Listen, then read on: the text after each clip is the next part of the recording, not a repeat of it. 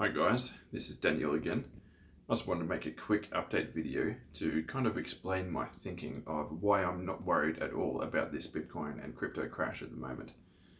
So there's heaps of reasons why I think the current prices are most likely the macro bottom for this crypto cycle right now. Now, there's heaps of metrics, you've probably seen them on other crypto channels, such as the 200-week moving average, the realized price, the variation from the 20-week moving average. There's heaps of metrics like that that all suggest that the current Bitcoin price is as cheap as it will ever get. That basically it's as cheap as it has ever gotten in history. And it's as cheap as it was in 2014 at the bottom of that cycle, and it's as cheap as it was in early 2019 at the bottom of that cycle. There's heaps of metrics that you'll see on other crypto channels that can explain all these sort of things. Now, but the question is, are those metrics the same this time or are they different?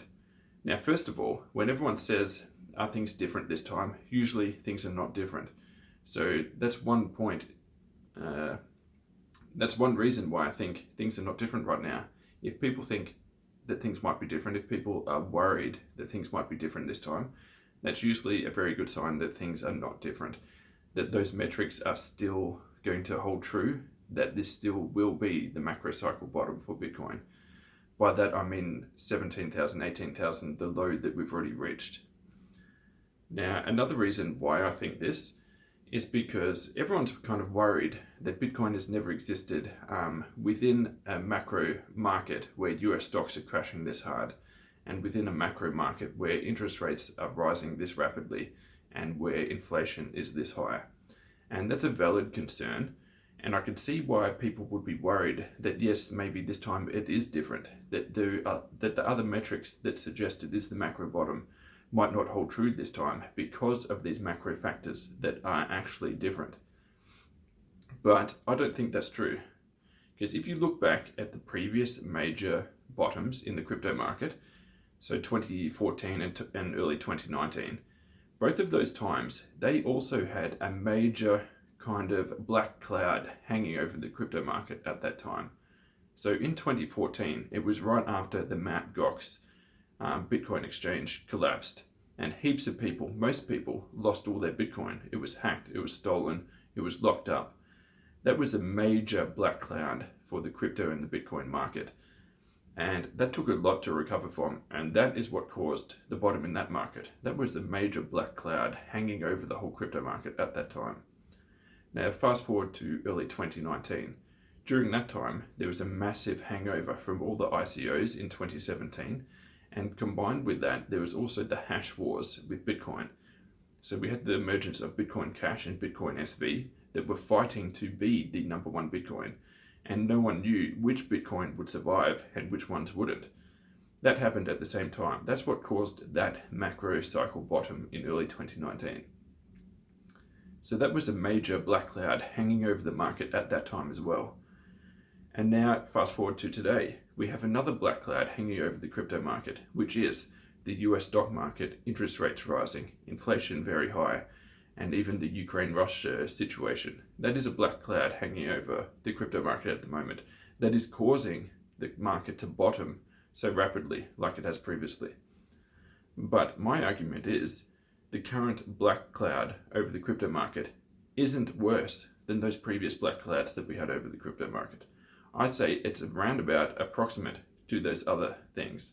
So in 2014, it was the collapse of Mt. Gox, the number one crypto exchange. Tons of people lost their crypto. And in 2019, the hash wars, no one knew which Bitcoin would survive, if any of them would survive, combined with a massive hangover from the ICO bubble. And now today's black cloud over the crypto. I think it's around about the same thing. I think this is the same as the other scenarios that put in the major bottoms in the market. At the major bottoms in the market, no one thinks that it is the major bottom in the market. Everyone always thinks that it's going lower. In those previous times, everyone also thought it was going way lower. I know, for example, in early 2019, I started buying in January in early 2019. And at that time, everyone on crypto Twitter, everyone on crypto YouTube was saying the price is going lower. This is when the price was at 3,000, at the absolute bottom. Everyone was saying the price is going to 2,000, to 1,000, to zero. That is what everyone was saying. Now, fast forward to today. What is everyone saying? Everyone is saying the price is going to 14,000, to 12,000, to 10,000 and below. Everyone is saying that. This is identical to early 2019, to me. There's nothing unique about this environment. Saying that, oh yes, the US stock market is crashing, interest rates are high, inflation is high, that is no different to the other scenarios that put in the macro cycle bottoms for the crypto market. To me, there's no difference. And when you combine that with the kind of technical analysis metrics, for example, the realized price being below the 200-week moving average, the distance below the 20-week moving average, all these sort of technical indicators that also suggest this is the bottom of the market. When you combine those things together, there is no doubt in my mind that this is the bottom, around about 17,000, 18,000. Yeah, it might go slightly lower, maybe to 16,000. I don't really think we get below that. I don't think we get to 15,000 or below. That is my personal opinion. I could be totally wrong. But yeah, these are just my thoughts on the market at the moment. Why I'm not worried about these prices. Oh yeah, there's one more thing I forgot to mention as well. So we all know that the crypto market at the moment is following the NASDAQ. It is following the US stock market. Now, at the moment, the NASDAQ is right on its 200-week moving average. And every time, basically, in history that it's got to that average, it does a very large bounce from that point. Now, almost all the time, that bounce leads into a new bull market. And even when it doesn't, that bounce still lasts multiple weeks, even a couple of months, before eventually going lower. So as we're at that point in the US stock market at the moment, and crypto is following the US stocks, I'm expecting a fairly decent bounce in the US stock market over the next kind of 2 to 8 weeks at least. And during that time, I think crypto will bounce quite hard. Now, combined with that, the NASDAQ also has bullish divergence on the weekly chart, and that's bullish divergence right at the 200-week moving average. That's basically a perfect setup to bounce. And kind of one more point that I was thinking about is with all the FUD around stablecoins at the moment, and with all the FUD around some of the platforms like Celsius, for example, and there's a bit of FUD about BlockFi and Voyager. Because of all that, people who are holding stablecoins right now, which is a lot of people, there's over $100 billion still in stablecoins. All the people holding stablecoins right now kind of have nothing that they can do with them, because they're going to be too scared to put them into platforms like Celsius, like Voyager, like BlockFi, because they're going to be worried that their funds will be locked up, that they won't get their yield, that it's just too high of a risk. So because of that, what else can they do with their stablecoins right now?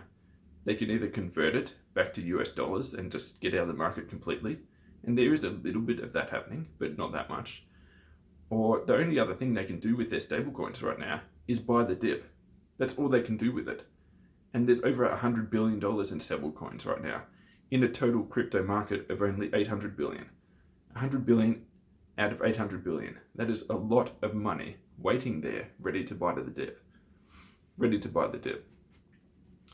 Now, and I think the only reason why the bounce hasn't happened yet is basically because everyone's still a little bit afraid. Everyone still thinks that prices are going lower. Everyone thinks that the bounce isn't happening yet. Everyone's waiting for a better entry before the bounce happens. But once everyone realizes that, actually this is the macro cycle bottom, people are going to be jumping over each other to get into this market again. I actually think the bounce will be a lot higher and faster than previous bounces have been from the macro cycle bottom. So usually there's kind of a quick 40% bounce before it chops sideways again, and then eventually goes higher after the macro cycle bottom. I actually think the bounce from this current level, from say 17,000, might actually be a fair bit higher than that. It might be 50-60%, and it'll probably happen pretty quickly. Anyway, that's just kind of my thoughts on the market at the moment. I'm trying to not edit these videos anymore because it's just too much effort. If I have to edit the video, then I won't be interested in uploading it all. So I hope you guys don't mind, the shaky camera and my kind of stumbling over some words. But if you do like the content, if you're interested in my thoughts on the market, leave a comment below and like the video and subscribe to the channel, and I'll keep you guys updated with my thoughts on the market. Cheers guys, see you.